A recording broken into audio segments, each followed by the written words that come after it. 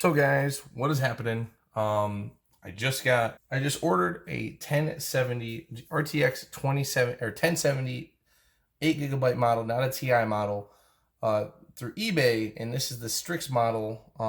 And I've always wanted the 3-fan cooler models. This is one I'm recently putting in for my eBay build, so you guys can check that video out too. It's actually pretty clean for the most part. There's some dirtiness to certain parts, but that's common for cards. And it looks fairly clean. There's not a lot of things wrong with it. And I put in the system, I've tested out to make sure it runs. And I thought of a video idea on how a 1070 goes against my old graphics card, XFX RX580 8 GB model. I've been using this for the past almost over a year now, and this thing has gotten me through great times. I can already guarantee this. Pretty much every game that I've tested has ran at ultra at 60 FPS or higher. Now, the 1070 I haven't really played around with a lot, but I booted up GTA 5 and it already ran much better than this card. So today's video is the RX580 versus the 1070. Strix version, 3-fan cooler. We're gonna test thermals and see, what is the best card to use, especially in 2020. Is it worth buying a 1070, or should you stick with the RX580? First benchmark we have is Grand Theft Auto 5 on max settings, everything ultra, including MSAA 8 times. The average frames on the 1070 was 68.9 frames per second with a 1% low of 49, which is actually extremely good compared to the 580's 34.7 frames per second and a 1% low of 23.2. The frame rate while driving cars were not very steady, about 48 to 50 frames in a car. That's just more heavy on the GPU. Same thing as it is on the RX580. This is MSAA turned off, and you see a giant frames per second even inside the car, as well as killing pedestrians, which is, I don't know why. The only reason I thought it would be a good idea. Benchmarking gave us the same result, so I figured I might as well just try this out. The 1070 got an average of 79.2 frames and a 1% low of 54.8, whereas the RX580 got a 64.4 and a 1% low of 4. Frag out. Apex Legends, a game I haven't played in a long time. The 1070 definitely outperformed what I expected in terms of graphical prowess. I have been rocking the RX580 this entire time and played on the Xbox and PlayStation ports of this game. And the Xbox port kind of sucks. So, the 1070 got a average frame of 104.2 frames per second on max settings and a 1% low of 71.5 frames per second. The RX580, of course, didn't even close this with an average of 84.1 frames per second and a 1% low of 48.3. I don't know why my RX580's 1% lows and 0.1% lows are so low. I'm not exactly sure why this is, but it's like this for pretty much every game, including GTA. Like GTA's 0.1% lows on the RX580 was like 10.5 MSAA 8 times, and a 0.1% low on the MSAA turned off was 15.3. So not looking good for the RX580. And we're getting about a 25% increase on top of that as well. And we end up getting marked on Apex. The next game, CSGO. Actually something that I actually found out really well on CSGO. I had an average of 178.1 frames per second on the 1070.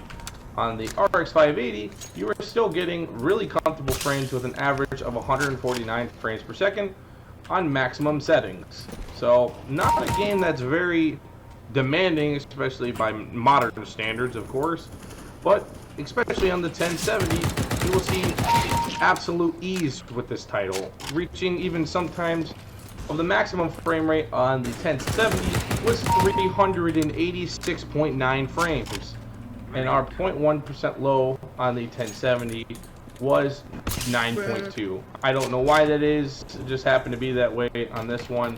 The CSGOs on the RX580 was 4.1, and a 1% on the 580 was 10.6 frames. So, yeah, 1070 seems to be outperforming this in every category. Our 1% low on the 1070 was 86.6 frames per second.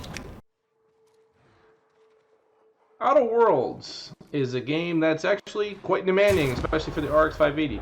The 1070 got an average of 80 frames per second and 1% low of 54.6 frames per second. The RX580 had a 51.7% frames average and a 1% low of 2.9 frames.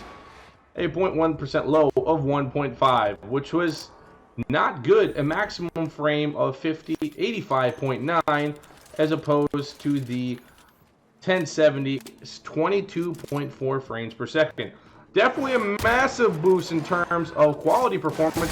Not to mention, this game I played the entire playthrough multiple times on my RX580 and didn't really seem to notice, that it was under 60 frames the whole time. I played on Ultra, so I guess sometimes it matters, sometimes it doesn't. I would say 60 frames per second on pretty much any game is, the minimum standard nowadays. Some people say third-person games can go 30, but I beg to differ.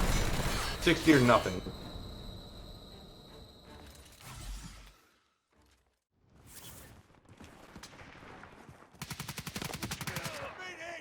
Call of Duty Modern Warfare Warzone. You can't have a game without it, and 1070 massively improved my frames per second.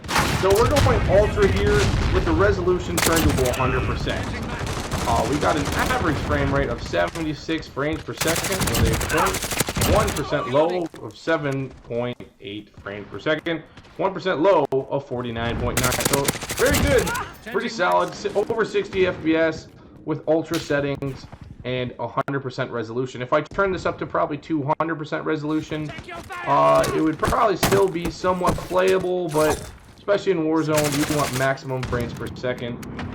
In Modern Warfare on the RX580, we had 67.7 frames per second with a minimum frame rate of 0.4 and a maximum of 98.8. Of course, for some reason benchmarked this with 66% resolution, so I kind of got a bottleneck myself there going on. I go on quite a bit of a destruction here. Get on to multiple kill feeds, and that was my first match. The 1070 was exquisite in performance, frames, and making coder with the 1070 is also something that's really nice that I love about it. So guys, in terms, the 1070 definitely outperforms the RX580 8GB. The RX580 served me well through many months, especially during crazy times in my life when this was my first ever PC build, graphics card, all that stuff. But things have to come to an end eventually.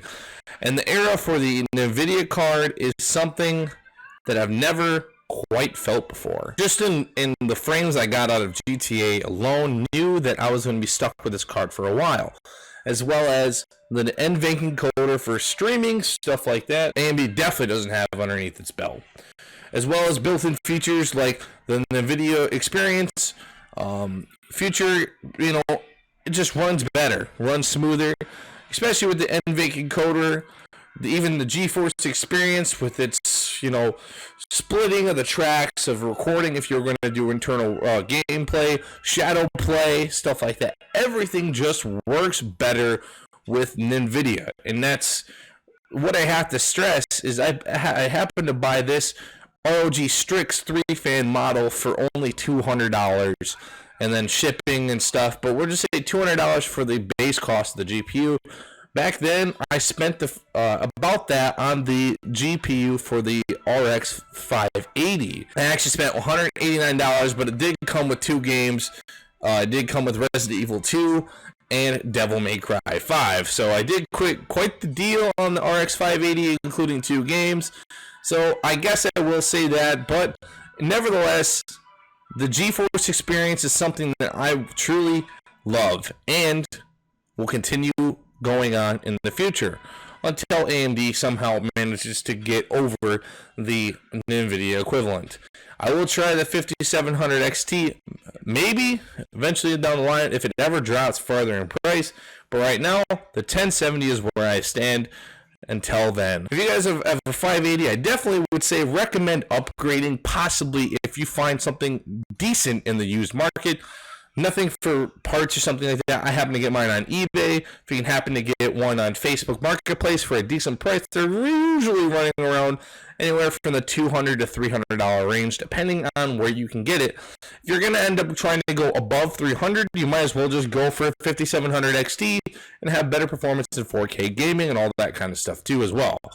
The RX580 you can find extremely cheap, especially depending on if you can find it in the used market, for maybe anywhere from $100 to $160, used or new. Sometimes new that have quite a good deal on the used market. Definitely, there's an abundance of 580s, but be careful if you are shopping for them.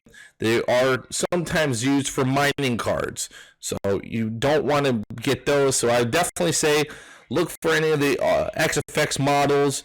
The Sapphire models are definitely ones to go for if you do go for a 580. Check them out. Could find something good.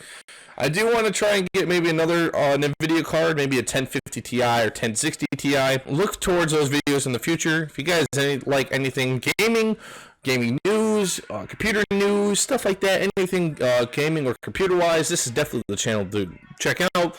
Subscribe. I have some cool $50 RGB fans in the description and in the end credits here below. Thank you guys so much for watching, and I'll see you in the next one. Bye-bye.